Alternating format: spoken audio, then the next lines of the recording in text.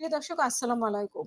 শেখ হাসিনা দেশ থেকে পালিয়ে যাওয়ার পরে, নেতাকর্মীরা পালিয়ে যাওয়ার পরে আওয়ামী লীগ হাত গুটিয়ে বসে থাকেনি। একটার পর একটা চেষ্টা করেছে দেশকে কিভাবে অস্থিতিশীল তৈরি করে তোলার এবং সেইভাবে কোনোটা সফল হয়নি আসলে সে অর্থে। এখন নতুন করে টার্গেট করা হচ্ছে অর্থনীতিকে।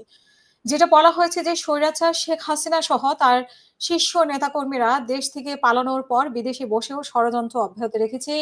এবার তাদের টার্গেট দেশের অর্থনীতি। তারা অর্থনীতির মেরুদণ্ড ভেঙে দিতে ২,০০,০০০ কোটি টাকার সমপরিমাণ জাল নোট দেশে ছড়িয়ে দেওয়া হয়েছে এবং তাদের এই অপকর্মের মদদ দিচ্ছে পার্শ্ববর্তী একটি দেশের গোয়েন্দা সংস্থা। বিশেষভাবে দেশটির নিজস্ব মুদ্রা ছাপানোর ব্যবস্থায় নকল মুদ্রা তৈরি করে দিচ্ছে তারা।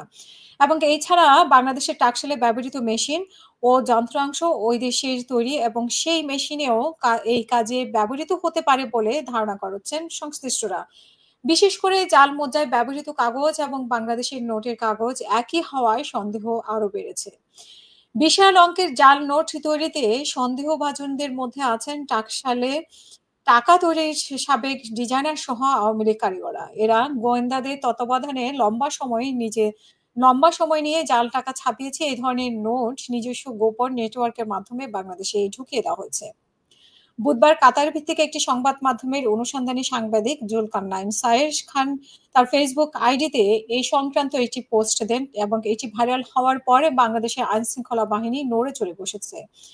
তার এই অপতৎপরতা রুখতে সর্বাত্মক চেষ্টা অব্যাহত রেখেছে বলে জানানো হয়েছে এবং সংশ্লিষ্ট সূত্র থেকে জানা গেছে যে বাংলাদেশের টাকশালে ছাপানো নোটের আদলে নিখুঁতভাবে তৈরি কাগজের জাল মুদ্রাগুলো পার্শ্ববর্তী দেশে তৈরির পর গোয়েন্দারা চোরা পথে বাংলাদেশে পাঠিয়ে দিচ্ছে।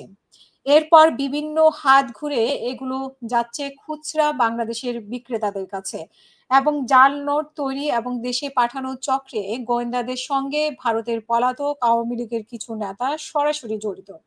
দুপক্ষের সমন্বয়ে গড়ে ওঠা চক্রটি নতুন একটি চেইন তৈরি করেছে, যেখানে ডিলার থেকে শুরু করে খুচরা বিক্রেতা পর্যন্ত সবাই তাদের আদর্শের লোক।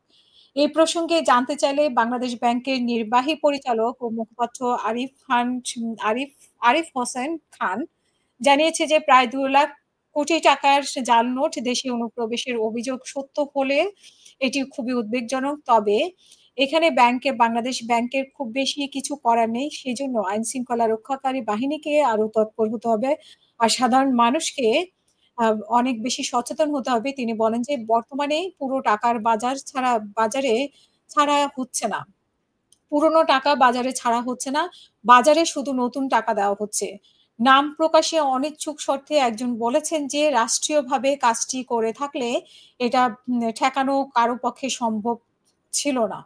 এবং কারণ বিগত ১৫ বছরে টাকশালে নিয়োগ পাওয়া বেশিরভাগ লোক কর্মকর্তা-কর্মচারী ছিলেন আওয়ামী লীগের আদর্শের অনুসারী। অনেকে মেশিনারিজও নেওয়ার হয়েছে বলে অনেক মেশিনারিজও নেওয়া হয়েছে পার্শ্ববর্তী একটি দেশ থেকে। তিনি বলেন যে টাকার ডিজাইনের কারিগর যারা গত ১-১.৫ বছরে অবসরে গেছেন, তাদের নজরদারিতে আনা যেতে পারে বলে মনে করেন।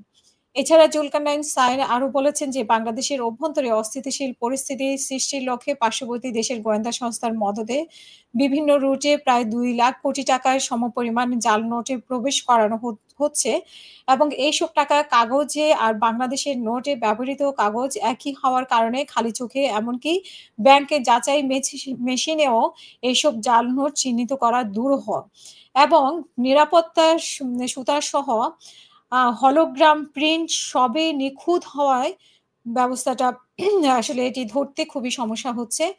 তবে এসব নোট প্রিন্ট করা হয়েছে বলে বিশ্বস্ত সূত্রে জানা গেছে। বাংলাদেশের অর্থনৈতিক খাত এক প্রকারের ধ্বংস করতে এবং বিভিন্ন নাশকতা কার্যক্রম অর্থায়নের জন্য এসব নোট অত্যন্ত কম মূল্যে দেশের জাল নোটের কারবারিদের কাছে বিশেষ ব্যবস্থায় পৌঁছে দিচ্ছে ভারতীয় গোয়েন্দা সংস্থার সংশ্লিষ্ট ব্যক্তিরা। বাংলাদেশের বর্ডার গার্ড, বিভিন্ন গোয়েন্দা ও নিরাপত্তা সংস্থা এই বিষয়ে অবগত এবং নিজ সামর্থ্যের সর্বোচ্চ দিয়ে তারা এই অপতৎপরতা প্রতিরোধের চেষ্টা চালাচ্ছে। আসলে এটা শেষ পর্যন্ত কোন পর্যায়ে গিয়ে ঠেকে সেটাই এখন দেখার বিষয়। আপনাদের মতামত জানাবেন কমেন্ট বক্সের মাধ্যমে। আসসালামু আলাইকুম।